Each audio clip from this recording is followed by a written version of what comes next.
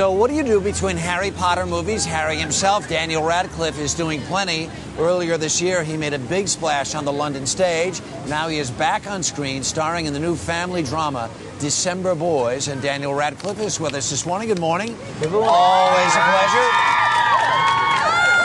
First things first, before we talk about December Boys, I'm going to talk about, since we last saw you, yes, you've turned 18. I have. Right. Yes. So, and you've also gotten some pretty good paychecks for Harry Potter. Have you bought a jet? Have you bought a villa? How did you celebrate your birthday? I've done sort of. I mean, I was at a cricket match on my birthday, and then I went out in the evening with some friends and had a party. But other than that, I've not really done anything particularly with the money. I always use Rupert Grint's answer for this, because his is much more interesting than mine. With his money, he's brought an ice cream van.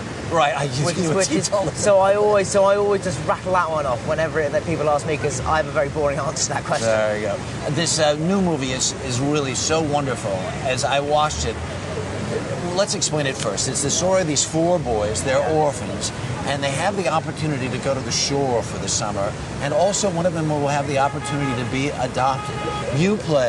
I play Maps, who's the oldest or should I say the eldest of these 4 boys, and so he feels sort of quite parental about them, and you know, he wants to look after them, and he really cares deeply about them, and he's quite a quiet character, and he keeps a lot inside. You know, he doesn't shout around about how he's feeling at all. Yeah. So there's a lot of, you know, he's very fragile, but he's, you know, so that's why it was quite a challenge to play him, because whereas with Harry, you know, it's all the plot and the emotion is communicated through the dialogue. With Maps, it isn't, and you have to do the same amount of communication without any of the words. Very much as Stillwater runs deep in terms of that character.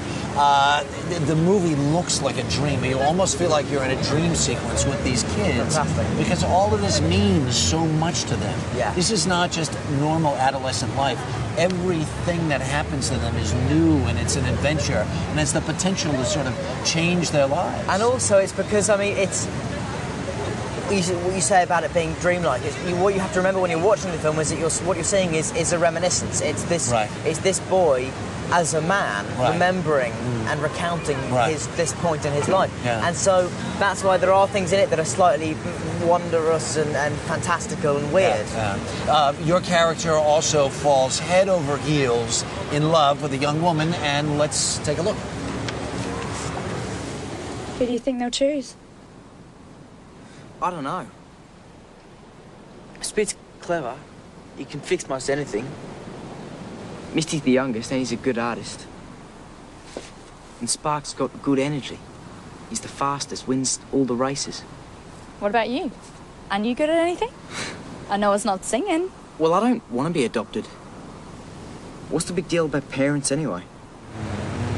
There's so much pain in all of these children, and this whole notion of this family wanting to adopt one of them, and the kind of the competition that ensues as these children try to sort out their lives in front of the camera. It's very powerful stuff. How did you come to choose it?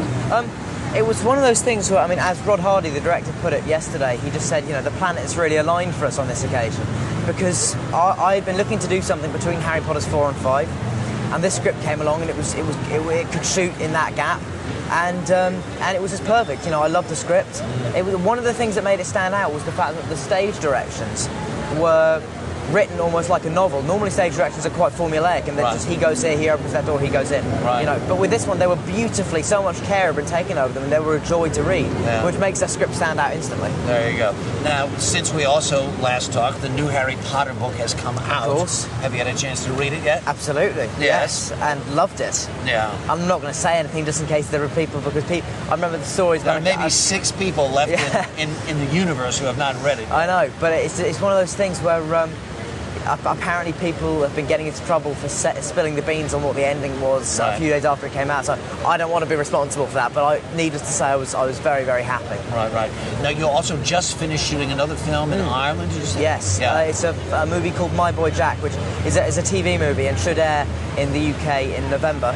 And it should be great. It's about Rudyard Kipling's family during World War I, and I play his son, John, or Jack, as he was known. And I think it should be very, very good indeed. There you go. It's always a pleasure to see you. Thank you very much for having me again. Very happy for all your success. Thank you. Daniel Radcliffe, as Thank always. You very much.